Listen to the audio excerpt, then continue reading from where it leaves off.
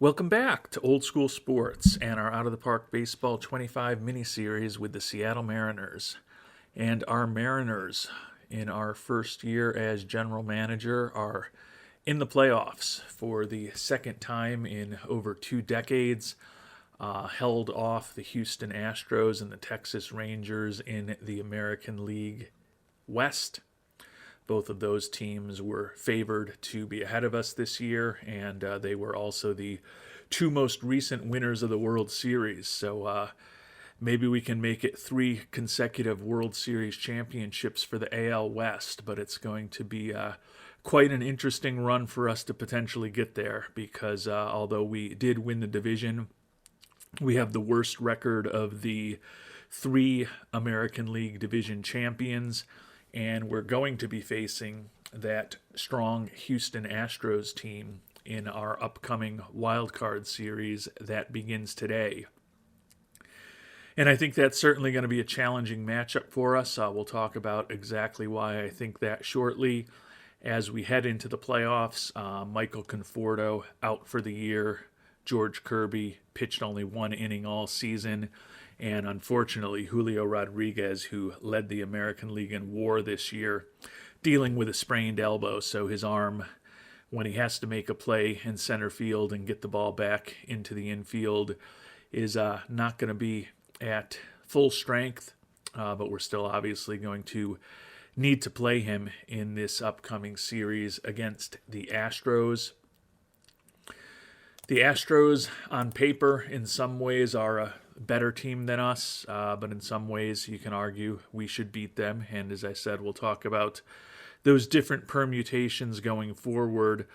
Luis Castillo, who we skipped over the last few days of the season to ensure that he'd be lined up for our first game in this wild card series, was just named the American League Pitcher of the Month. 5-0 record with a 2.20 ERA. So he is hot right now, and I think it's going to be pivotal for us to get a Game 1 victory against the Astros because they've got some really good pitchers too, although they did finish 5 games behind us in the division, and we were 9-4 against Houston this year. They scored more runs than we did on the season, and they allowed fewer runs than we did on the season. And they are clearly a much more experienced playoff team with a championship pedigree. So I think it's going to be real important with Castillo pitching in Game 1 to get the W, going up against the veteran Justin Verlander, future Hall of Famer Justin Verlander. He was 9-11 with a 4.40 ERA for Houston this year. So from that perspective, this pitching matchup probably favors us. Christian Javier had a really rough year for Houston this year, but he's a very good pitcher. And Framber Valdez is an excellent pitcher who did have a pretty big season for them this year. So if we get into a Game 3, with Brian Wu on the mound, we're probably going to be underdogs. So the easiest way to ensure that we don't get to a Game 3 is to get a W in Game 1 here when we've got one of the hottest pitchers in all of baseball on the mound for us. And before we get into the actual action this episode, I just want to thank you for watching this series. Appreciate all the support of our Yankees mini-series and OOTP 25, the tutorial videos that we've put out, and now most recently this mini-series with the Seattle Mariners. Once there's a third patch out for OOTP 25, and I'm hoping that at some point over the next week or two, I think I'll probably look to begin my long-term sim in the game. Hope that those of you who are watching will join us for that. I think it's going to be real entertaining this year. Appreciate those of you who watched our Buffalo Sim, an expansion team in OOTP 24 over the past year. And then in OOTP 23, we played a long series that we started in Kansas City, moved to Pittsburgh, and ended up in Colorado. And even going back to OOTP 22, we did a series with the Marlins. So we've played some challenging teams over the past several iterations of OOTP, and we're planning on doing the same thing beginning shortly in OOTP 25. What we end up covering in this episode is to be determined, and you'll kind of find out with me. If we make a long run in the playoffs, it's only going to be the playoffs in this episode. If we get bounced out of this wild card series in 2 or 3 games, then I'll do my annual recap of the season and start planning for the offseason. But I don't really know which direction this is going to go. You'll be finding out with me in the coming minutes. As I said, I think it's going to be critical that we get a win in game number 1 today with Castillo on the mound against Verlander. And unfortunately for us, we lose a close one, and these wild card series can turn quickly. Lost 3-2. They got 3 solo home runs from Diaz, Cabbage, and Altuve. We got 1 home run from Dylan Moore. Was a good pitching matchup, it looks like, between Verlander and Castillo. But we are up against it now. We did take a lead in the bottom of the 3rd. 2-run homer by Moore, but they chipped back with the homers by Cabbage in the 5th to tie it, and then Altuve in the 6th to give them the overall winning margin. We only had 3 hits on the day, and only 1 hit from the top 7 players in our batting order. Castillo had a quality start, 6 hits, no walks, 9 strikeouts, only 2 earned runs allowed over 7 2/3 innings. Looks like error by Cal Raleigh allowed one of those batters who hit the solo home run to come up. And that ended up being the margin of the game as we lost by 1 run. Verlander, excellent. 3 hits, 2 walks, 8 strikeouts, 2 earned runs over 7 innings. Hader with 2 perfect innings, striking out 5 for the save. 13 strikeouts by our Seattle lineup, which was certainly not optimal. And now it was great to get this team in the playoffs in our first year at the helm, but in those wild card series, it can be over very quickly. And they've changed their plan as far as the pitching. Lance McCullers Jr. going to be on the mound. That's probably even a tougher pitching matchup for us. Looks like he probably had some injury issues this year as he was trying to come back, but was 8-3 with a 3.54 ERA, better than a strikeout per inning as a starter for Houston this year. So a quality veteran who's going out and trying to pitch the Astros into another ALDS here on his 31st birthday. On the mound for us, Logan Gilbert had an excellent year for us. You wouldn't know it by that 8-8 record, but 226 strikeouts in 208 2/3 innings pitched, and he led the American League with a 68 FIP minus and a 6.5 WAR. So an excellent season for Gilbert, who's going to get a big bump in his salary coming off of this season next year. And we're going to need a big-time performance from him today. And unfortunately, we lose again 3-2, and the season is over just that quickly. Gilbert took the loss. Hader picked up his 2nd save. McCormick, a homer for the Astros. Polanco, a homer for our Seattle Mariners. Once again, we gave up a lead. 2 runs we scored in the 5th on the 2-run homer by Polanco. The 8th inning, 3-run home run by McCormick off of Gilbert, and that obviously turned things around. So we definitely struggled. Only 8 hits offensively in the series, and we struck out 23 times in the 2 games that we played. Polanco had a couple of hits today. Also got hits from Crawford, Belt, and Canzone. J-Rod and Goldschmidt and Cal Raleigh, all hitless in the series, are 3, 4, and 5 hitters. So that was certainly not optimal. Gilbert, it was a solid performance. Certainly don't love giving up a 3-run homer in the 8th to lose it, but 5 hits, 1 walk, 3 earned runs over 8 innings. He pretty much did his job, but the offense did not. McCullers was not great, but Urquidy and Hader combined for 4 2/3 innings of 1 hit, 1 walk, no run baseball. Hader with a crazy 9 strikeouts in 4 innings of work, only allowed 1 hit, no hits, and picked up 2 saves. So not a shock to see him earn the AL Wildcard Series MVP. And the season is over. As it tends to happen in those wildcard series, it happened really quickly. That said, we did get the team back into the playoffs, 88 wins, won the division, and I think we're going to be in a position where hopefully we'll get a nice boost in our budget this coming season. You can see we had a $40 million drop in the budget last year to $190 million, but with improved attendance and a lot more revenue per game, as well as the 2 playoff games that we did get to play, we're going to deliver a profit of over $40 million to our owner this year. Hopefully that encourages him to open up some additional funds for us.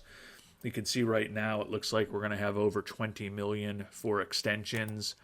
We did pretty well with our owner goals this year. He just wanted us to have a winning record, and we won the division and made the playoffs.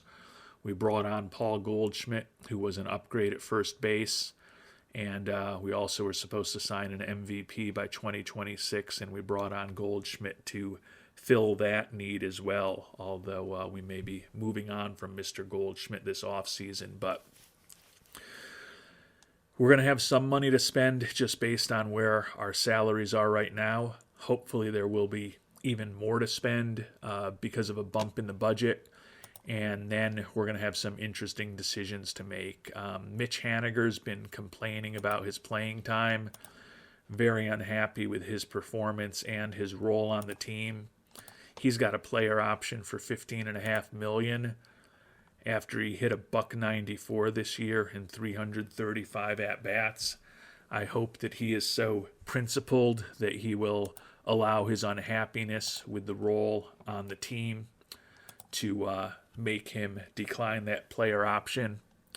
However, I don't actually expect that to happen, but certainly opening up $15.5 million by him exercising, or actually not exercising his player option would be fantastic. Going to have an interesting decision to make on Polanco, who did hit the home run in the playoffs, but wasn't great during the regular season. Urias, arbitration eligible. He's a decision. Gilbert, we're going to have to bring him back, and we'll happily do it. Rojas, Voth, Thornton, Blackburn, who we picked up in the trade with the A's, Haggerty, and Kirby among the arbitration eligible players that we have, as well as Jason Adam and Seth Brown, both of whom we also picked up in trades. I guess the only positive coming out of Kirby's season-ending injury on opening day and the fact that he's going to likely miss the start of next season and certainly will miss spring training is that he's not going to be in line to make as much money. So we may be able to, depending on what he looks like when he comes back from that injury, hopefully May or June of next year, maybe we'll be able to sign him to an extension for a more reasonable amount than we would have otherwise. But before even thinking about that, we're going to need to see exactly what Kirby looks like after that elbow ligament reconstruction surgery. Taking a look at the team stats, and we touched on some of these at the end of our last episode. Even though we did win the division, we were 7 games above our Pythagorean expectations, which was for us to be a 500 team. That was another reason where I was a little worried about the series against the Astros, because they were a team that was better than they looked in terms of their record, while we were a team that was probably worse than we looked in terms of our record. Even without Kirby, we were 5th in the American League in runs allowed. So I think the pitching staff has some good pieces to build around that we've supplemented with some of the trades that we made. But we were in the bottom half of the league, 11th in runs scored. And improving our offense is going to be something that we're definitely going to need to focus on in this upcoming offseason. So taking a look at our very solid pitching staff, we already touched on Castillo before the playoff game, but 16-6 this year, 220 strikeouts, 3.16 ERA, put up a 4.4 WAR. He'll be back next year. He's making real money, but he is a top-notch major league starter. Happy to have him back. We already touched on the great season that Logan Gilbert had. Leading the league in FIP minus and WAR is probably one of the best seasons ever for a pitcher who ended with an 8-8 1-loss record, well over 200 strikeouts, good solid ERA, and his Sierra was almost a run better than that. As I noted, he's going to start making some significant money this upcoming year. Probably going to need to pay him $10.5, $11 million to sign him in arbitration. But those two will be back at the top of our rotation, and the hope is that Kirby will be joining them and as effective as he has been in the past when he does recover from that injury, which would give us a top 3 that could rival most teams in baseball. Brian Wu, 12-12 with a 4 ERA. He was certainly respectable, has the profile to be a solid major league starter. Still making the major league minimum, certainly going to be in the mix for the 4th or 5th spot in our rotation next year. Bryce Miller, 10-11 with a 4.49 ERA. He is also going to be making the major league minimum again next year. Certainly in the mix to be in the rotation. He could certainly end up in the bullpen as well. And then we'll have a decision to make on Paul Blackburn. We picked him up in the trade with Oakland, and he was 5-4 with a 3.68 ERA after we brought him over. Definitely helped us in those last 2 months of the season when we took control of the division, played really well, and made the push for the playoffs. He was a big upgrade from Voth as our 5th starter. The arbitration number for him of around $4.5 million next year to avoid arbitration likely is not incredibly high. I think in a perfect world, we move on from Miller and or Blackburn. Some of that's going to be dependent on Kirby's health. And some of that is also going to be dependent on what we do with Matt Brash. Several of you have brought up potentially turning him back into a starter. He does have a 4-pitch arsenal, including 3 exceptional pitches. Stamina is only a 35. We have kind of revised his development, so we're kind of cutting down on our investments in everything except for stamina. And we may try to do something this offseason to improve his stamina as well in the development lab. If Kirby comes back earlier than expected and maybe we move Brash into the rotation, then Miller and Blackburn probably both aren't back, and we probably don't have to go too hard after a starting pitcher in free agency if everything does work out and we think that Brash is a viable starter for us to consider at the beginning of next year. Taylor Saucedo, 4-2 record, 3.37 ERA as a lefty out of the bullpen. Going to be making more than the major league minimum next year, but a good solid left-handed reliever. We only have a couple of lefties on the team right now, so he'll almost certainly be back next year. Eduard Bazardo, 2.96 ERA in 54 2/3 innings. Solid right-handed reliever making the major league minimum. I guess the only thing that concerns me a little bit about Bazardo is that he has really bad relationships with both our manager and our pitching coach. It's possible that we'll be making some changes to our coaching staff, but if we don't, he may ultimately be a guy who is more successful someplace else and could end up getting caught in a numbers game as we think about what our rotation should look like next year. Gregory Santos came back from an injury at the beginning of the year to have a solid year for us. 3.32 ERA and 43 1/3 innings pitched. Still think his stuff can get a little better according to our scout. The 25-year-old, extreme ground ball tendencies, throws triple digits, still making the major league minimum next year, so he's going to be an important part of our bullpen. Gabe Spire should be back as well. The left-hander going to be arbitration eligible next year, making about 1.6, 1.7 million, 3.62 ERA with almost 11 strikeouts per 9 innings. One of the two left-handers we had in the pen, so expect to see him back as well. Jason Adam was excellent after we picked him up in the trade with Tampa. 1.31 ERA over 20 2/3 innings pitched with a 0.82 whip, 3.20 ERA plus, 71 FIP minus. He is a very high quality bullpen arm, set to make around $4 million next year in arbitration, so he's an expensive arm in the bullpen, but I think we can probably afford to bring him back. And then our closer, Andres Munoz, led the American League pitching in 66 games, had a somewhat sickly 5-13 record as our closer with 33 saves. Gave up the long ball and walked a ton of batters, 8 homers and 39 walks in 62 2/3 innings.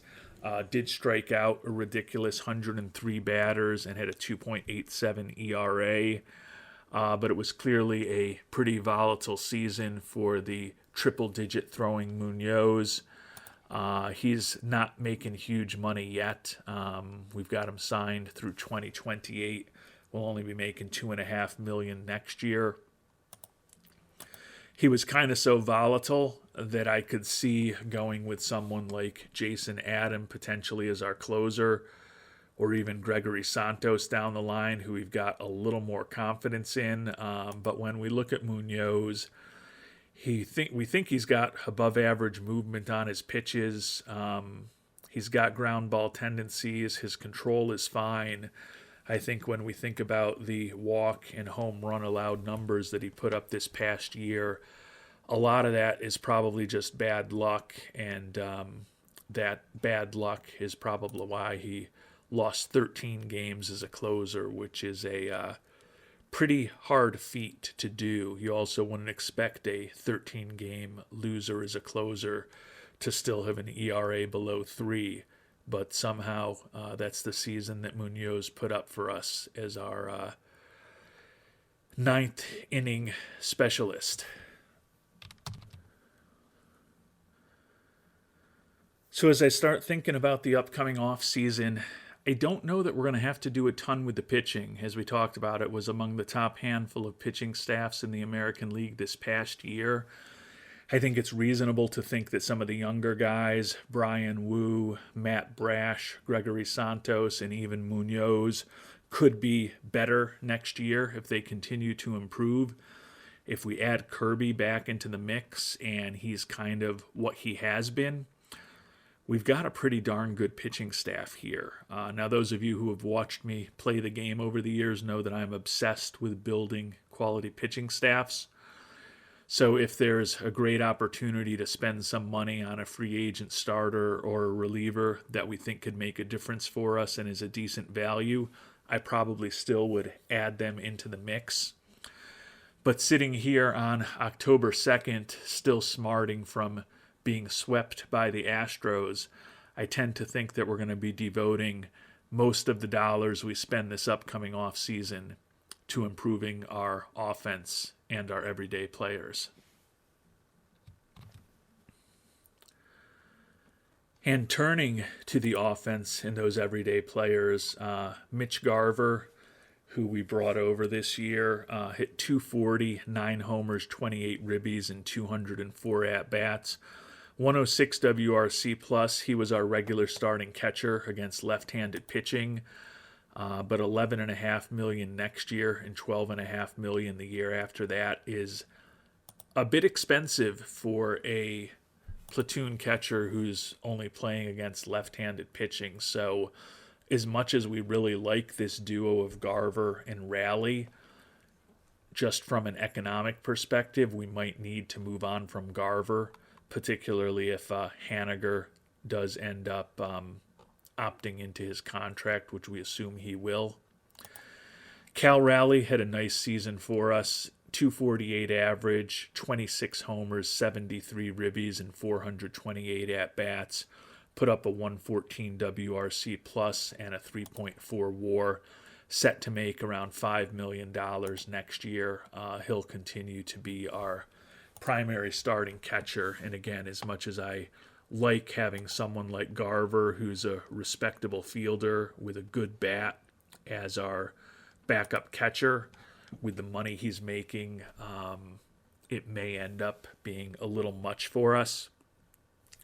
It's going to really depend on what the budget looks like. If we get a nice bump in our budget after this successful season, both on the field and on the income statement, then we'll have a little more flexibility and maybe we can run it back with both of them. First base is a position that we're going to need to think about. We traded for Brandon Belt before the trade deadline. He hit a .194, did have 7 homers and 24 ribbies and 160 at-bats, but unlikely to bring him back next year. Looking for about $15 million a year for 4 years for a player of his age, coming off the type of season that he did. He wasn't happy with the fact that he wasn't a cleanup guy. He isn't necessarily the best in the clubhouse. Hard to imagine he'll be back. Paul Goldschmidt, who was a big trade of ours before the season to, as we talked about earlier, improve us at first base and also make the owner happy by bringing on a former MVP. Didn't have a great year. Hit just .236. But he did have 29 homers and 74 ribbies, a 108 WRC plus. So he was an above-average offensive player for us. He's got some positive personality traits, still has a batting profile at the age of 37 that looks like he should be an above-average offensive player. But he's looking for over $19 million a year for 4 years. I think that's going to be difficult for us to justify. I'd certainly think about him at $19 million more than I'd think about Belt at $15 million. But it's conceivable that we move on from both of them and end up going in a different direction at first base. We made a trade for Nick Allen before the trade deadline. We actually sent him down to AAA for a month before September call-up so he could work on becoming a more versatile defensive player.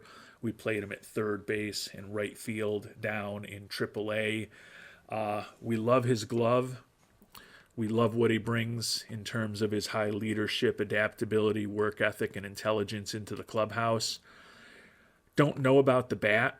He did hit .312 for us at the major league level in 48 at-bats, and he hit .300 even when we were stashing him in AAA for that month.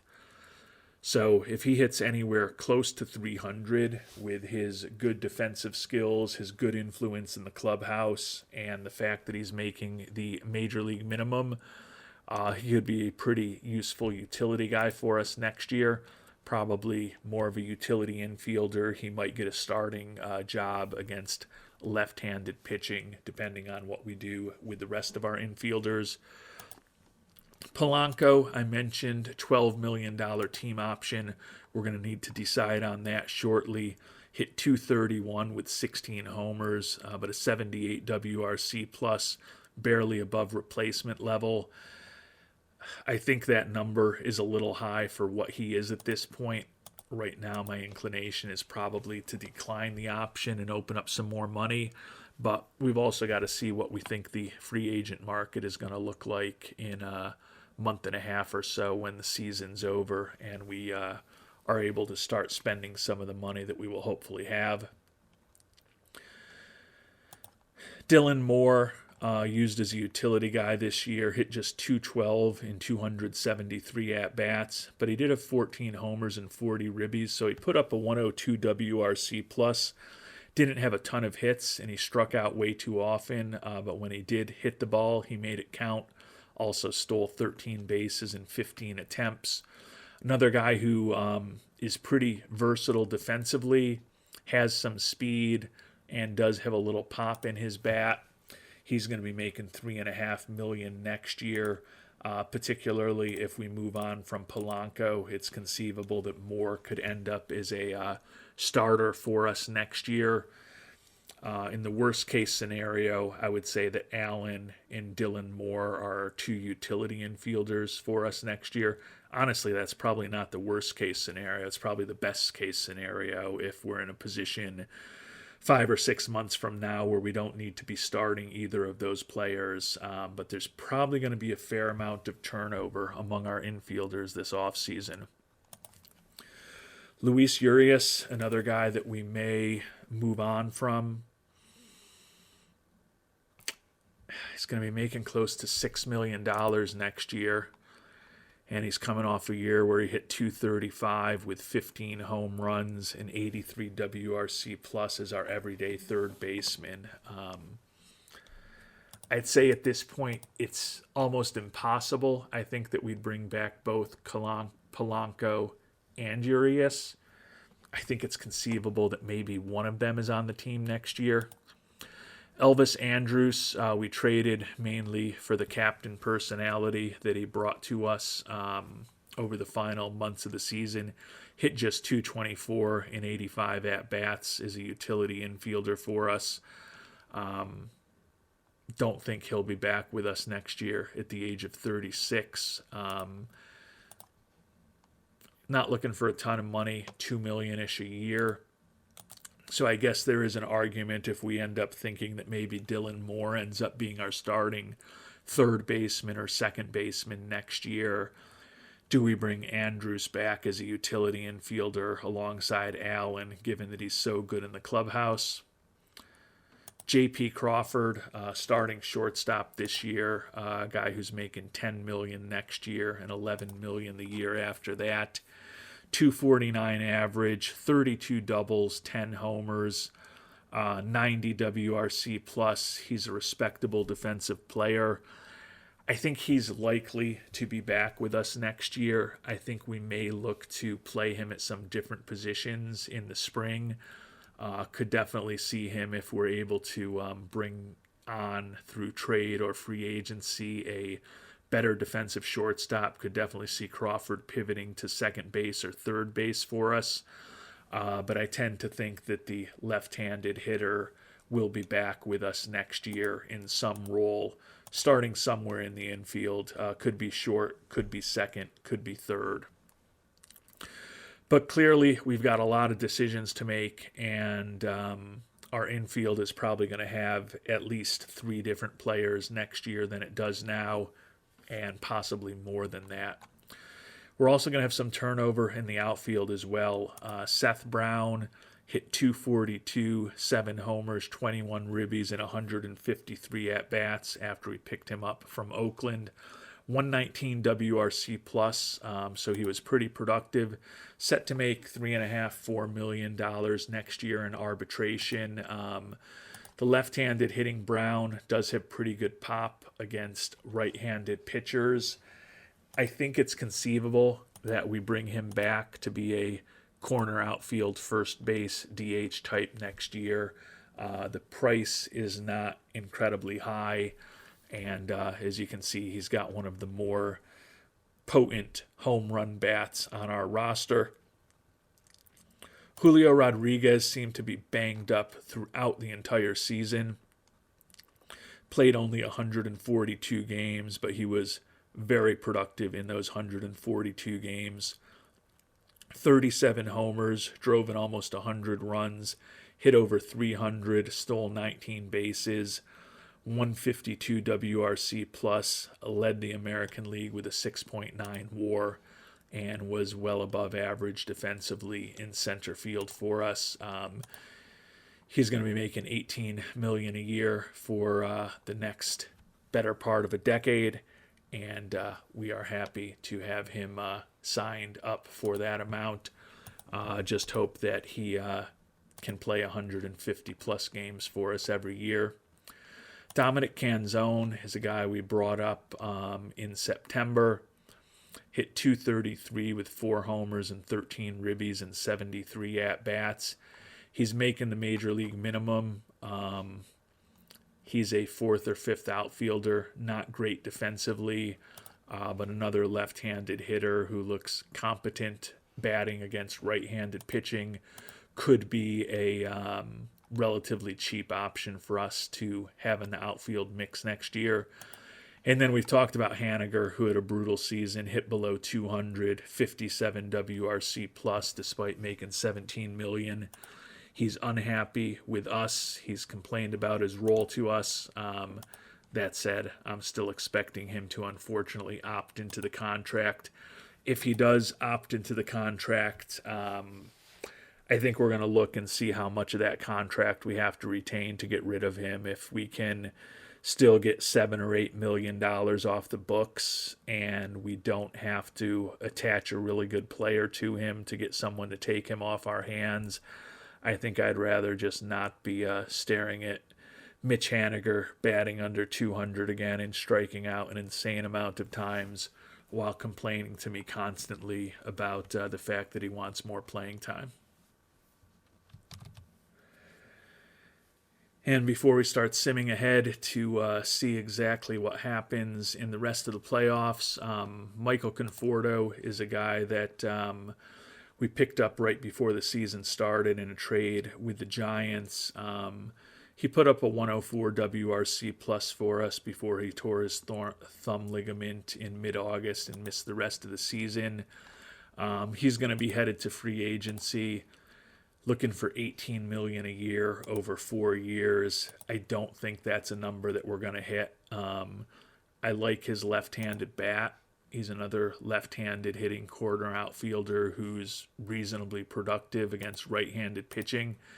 I think you can certainly make the case that he's better offensively than Brown or Canzone, but he's also a lot more expensive than those two guys. So I think we may look to save a little bit of money there, move on from Conforto, and perhaps invest most of our dollars into trying to improve our infield. Jackson Kowar and George Kirby both missed the entire season. We'll see what Kowar looks like when he comes back. 27-year-old will be making the major league minimum next year. Going to likely miss out on spring training, so he'll have to have a rehab assignment in AAA in May or June, most likely, and then we'll see what we have with him. Seems like a guy who could help us as a middle reliever and who could start in a pinch, but don't see him being a big part of our future. George Kirby, on the other hand, if he comes back from that elbow surgery, looking like the pitcher he did in 2023, that will be a huge boost for our pitching staff. He's going to be making about $2 million next year, so he's definitely cost himself some money in arbitration by missing the entire year and coming off of that serious injury. Similar to Kowar, he's going to likely miss all of spring training, and he'll have to try to get him up to speed in a 30-day rehab assignment in AAA. But if he comes back and we think he's still a potential ace-type pitcher, that will be a big boost for the Mariners' rotation in 2025. And that, in a nutshell, is the review of the season and a kind of preliminary plan about where I think we might look to add some talent in the offseason. Now it's just a matter of finding out what our budget's going to look like next year and seeing whether Mitch Haniger is a principled man who will opt out of that overvalued contract because he's not happy with the way that we're playing him. And although our Mariners weren't really projected to make the playoffs and probably surprised a lot of people by winning the AL West, I'd say it's by far the not the biggest surprise in these playoffs. Looking at the league championship series, we've got the wild card Guardians facing off against the AL East winning Baltimore Orioles in the ALCS. Not a shock to see the Orioles there, but the Guardians I think would surprise a lot of people. And then in the National League, the NLCS is the Cubs and the Giants. I think if you were to put down a few dollars today on the Cubs and Giants actually facing each other in the NLCS here in 2024, that bet would probably pay pretty well if you were to make it today. So if you go ahead and put a few dollars on that, think of me in October if it pays off. And we've made it to the start of the international free agent recruiting period, where we found out the international amateur free agents for this upcoming year. And I mentioned earlier that I'm still waiting for another patch before I start my long-term sim. And to me, we saw that although the draft was a little higher quality here with the second patch than it was in the original release of the game, the draft was still relatively low quality in terms of the upside of the players. And from my perspective, we still have a very highly overpowered international amateur free agent class. Now, admittedly, right now, our scouting accuracy is very low on many of these players, and things can change. But you can see we've got more than a handful of pitchers that we think can be really good.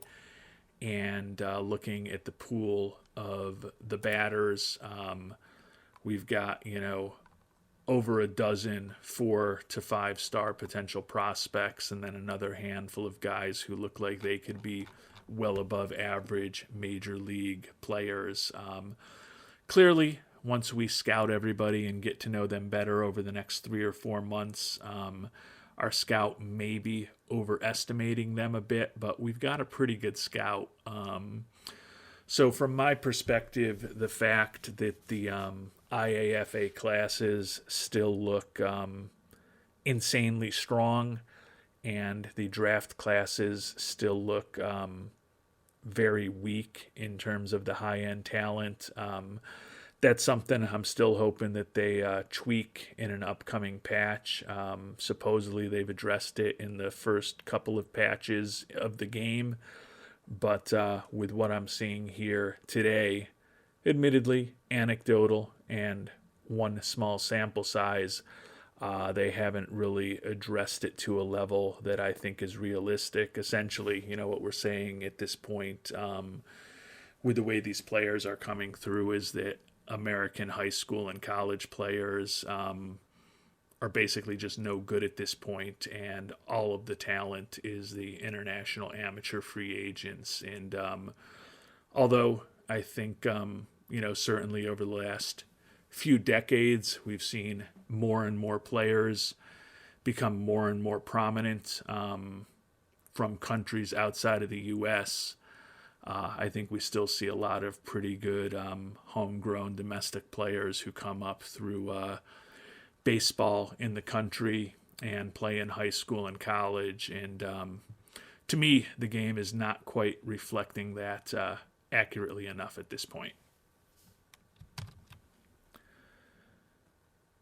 And in what, to me at least, is a bit of a surprising result, the wild card San Francisco Giants are your 2024 World Series champions, taking out the Baltimore Orioles in 5 games in the World Series. And before we finish off the episode here, as the offseason is getting underway officially, we will check in on our new budget and our new goals. As we noted, we are going to have an option year decision on Jorge Polanco at $12 million. I'm thinking we probably move on from him. Mitch Haniger after whining and complaining all year about playing time and saying how unhappy he was with the way he was used, shows that it's still just about the money, and he opted into that $15.5 million contract. He's still very unhappy, angry with his role on the team. Well, if you were a man of principle, Mitch, you could have made yourself a free agent. Now we're going to try to trade you to the most unpleasant situation possible, which is likely just several hundred miles down the coast in Oakland. Let's see what our new budget looks like, and we got bumped up to $214 million, so that is good news for us. A pretty significant bump from $190 to $214, so an extra $24 million to spend. You can see it's not showing a ton of money available for us in 2025, but we've got the Polanco deal to potentially opt out of. We've got the Haniger situation where we'll look to trade him, and then we're likely not going to bring back all of our arbitration eligible players either.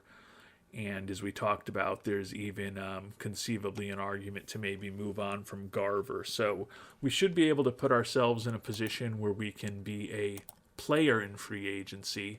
How big a player we're going to be, I don't know. Ownership, happy that we completed some of our owner goals. So they have, of course, given us some new ones and still have some of the same old ones out there. Wants us to reach the playoffs this year. That would certainly be our goal after getting this team back into the playoffs this season. Still wants us to extend George Kirby. Wants us to acquire a power hitter. I would like to do that also. Wants higher attendance, top prospect. We should be able to find a top prospect in international amateur free agency. I think it's just a matter of picking out whichever player we like the most on that list when we get to January and we've scouted them a lot better, and offering them the full $4.75 million we have to spend, and hopefully bringing in a top 10 prospect in all of baseball. That will also help us build up our farm system. So the goals right now don't seem unreasonable, and we are going to have some more money to achieve them. So we're not in a horrible spot. You can see Ford and Young, and we were only playing them at first base and left field in the last month or so of the season to make them more versatile defensively.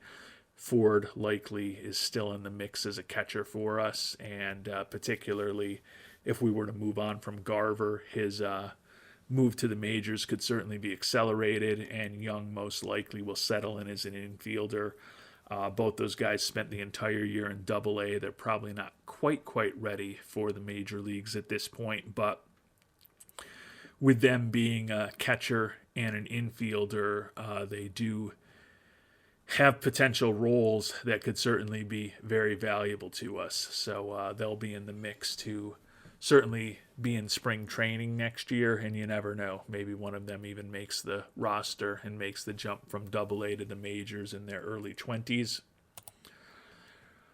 Quick look at what we think the free agent market is going to look like. Upcoming free agents pitcher-wise, certainly some very nice high-end starters in Snell, Bieber, Kershaw, Montgomery, Verlander, Scott Barlow, some big names there. A lot of pretty solid relievers as well. So some interesting pitchers available. Not that that's probably going to be our major focus. Juan Soto, would certainly love to bring a bat like that on board. It's incredibly rare for a 26-year-old to be hitting free agency. You know, most of your guys hitting free agency are going to be in their late 20s or in some cases early 30s, even if they're pretty big-time players. The opportunity to sign a 26-year-old as a free agent who's coming off leading the league in homers and a 165 WRC plus for the Yankees is just an incredible opportunity. That said, we're probably going to need to spread whatever money we have around a little more to a little more players than almost $40 million for one guy. There are a lot of first basemen available. We've got Belt and Goldschmidt off of our own team. But there's some pretty solid guys looking for less money than those two, including Pete Alonso, who might be an interesting player for us to pursue. Looking at some of the broader list of infielders, Willy Adames probably out of our price range. Could we layer in a Gleyber Torres as a potential second baseman or third baseman? That might be a direction to go, particularly if we decide to move on from Polanco. Matt Chapman, another guy who could become a third baseman for us.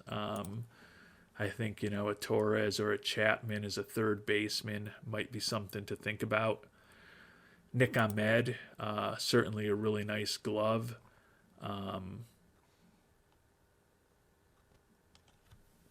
Don't know that he's going to hit enough to really be a starting shortstop. You can see these last 2 years he's had 50 and 44 WRC pluses in the majors. And he's 34 years old now. He'll be 35 before the season starts, so probably not getting much better. But it certainly looks to me as if the class of corner infielders on the market is a bit more interesting than the middle infielders who are on the market. So that may mean that the strategy is to consider moving on from the Belts and the Goldschmidts, maybe even Urias. And then you'd probably keep your Crawford, keep your Moore, keep your Nick Allen, try to maybe mostly populate second and short with the guys who are currently on our roster. And then if we do move on from Polanco, Urias, Belt, Goldschmidt, I think we could probably come up with a pretty interesting option at first base and third base in the free agent market. Certainly feel like right now we could add a Gleyber Torres or a Matt Chapman at third, add a Pete Alonso at first, and really potentially get a little more power into that lineup, while not necessarily playing at the highest end of the market. The guy's looking for $20 or $30 million a year. But I'll be completely honest, as a Yankees fan, seeing that it looks like it's conceivable the Yankees aren't going to re-sign Mr. Soto, which would be absolutely devastating as a Yankees fan, given the way he has played over the course of his career and in his first 6 games in a Yankees uniform. I could see myself trying to sign him for Seattle. Soto and J-Rod in the middle of your lineup would be a very interesting combination. Probably unrealistic given the money that he's looking for. And the only way there's any chance of it being possible is if we can find a way to get Haniger and that $15.5 million off of our books. And I'm assuming that if we shop him with no retention, we're either going to get no offers or we'll get offered an awful contract in return. Yeah, that would be what we'd be getting in return. The only guy that we can get in return is possibly the worst contract in baseball at this point, Anthony Rendon, who actually did play 135 games for the Angels this year in Fantasy World, but he hit just .212, 12 homers, 78 WRC plus, and he's making much more than Haniger, and he's doing it for 2 seasons instead of 1. So that will not work. But I am going to explore if we retain a more significant chunk of Haniger's contract. Is there a realistic way to just get him off the books right now? And even retaining half of Haniger's contract for this upcoming season, the options are some of the worst contracts in baseball: LeMahieu, Javi Baez, Chris Bryant, Trevor Story. I'm going to have to decide exactly how much I dislike Mitch Haniger, because dealing with his crappy contract for one more year is still less objectionable than taking on some of these real awful contracts for multiple seasons.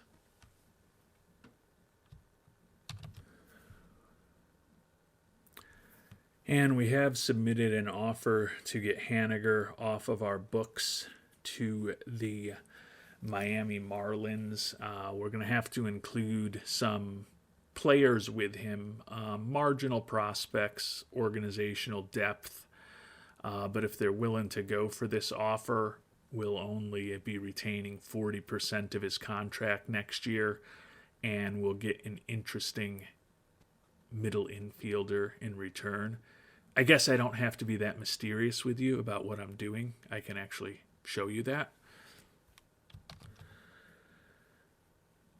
If the Marlins accept this deal, we would be getting Nick Gordon in return, who could certainly be in the mix to be a middle infielder for us next year. Would make it easier to move on from Polanco's contract. We have to give up some interesting young players. No one who I think is going to be a huge major leaguer, but definitely guys in their early to mid 20s that could certainly help our team in the coming years.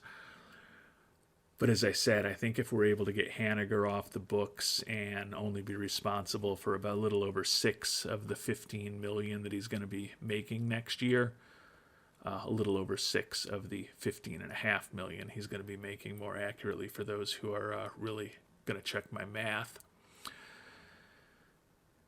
That frees up over $9 million for us next year, and bringing on Nick Gordon likely lets us move on from Polanco, which would open up another $12 million. And all of a sudden, if we add another $20 million into our money available, and then, as I talked about, there's no guarantee that Urias is back, no guarantee that Garver's back, no guarantee that Blackburn is back.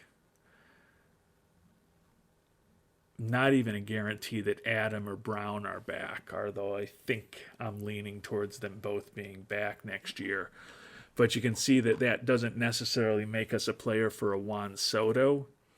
But if we did want to do what I talked about earlier and try to kind of go with the guys that we have or the guys that we brought on board at second base and shortstop, and potentially look for a new first baseman and a new third baseman, we could conceivably be able to afford some combination of a Pete Alonso, a Gleyber Torres, Matt Chapman. Goldie could be in the mix to potentially bring back. I tend to think at his age, maybe not. Jock Peterson could be in the mix, though. I think that might be the way to go. So hopefully the Mariners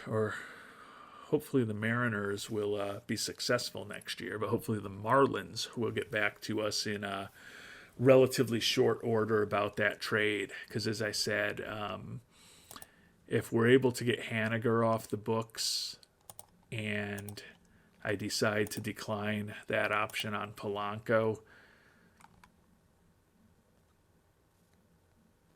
we open up some cash to do some potentially interesting things this offseason, and hopefully turn this team from an 88-win team that got knocked out in the wild card round to a team that can, with those potential free agent additions, hopefully some wise trades,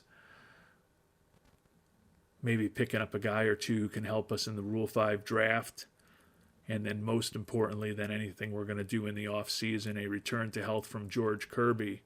Hopefully those things can help turn this into a 90-plus win team that's able to win a series and hopefully multiple series in the playoffs at some point in the coming years. So it's going to be an interesting offseason. If you've got some thoughts on directions we should go, whether it's telling me that you think the plan is okay or commenting that, hey, I saw players X, Y, and Z were available on the free agent market potentially, and you didn't mention any of those, that's a better idea than what you're thinking.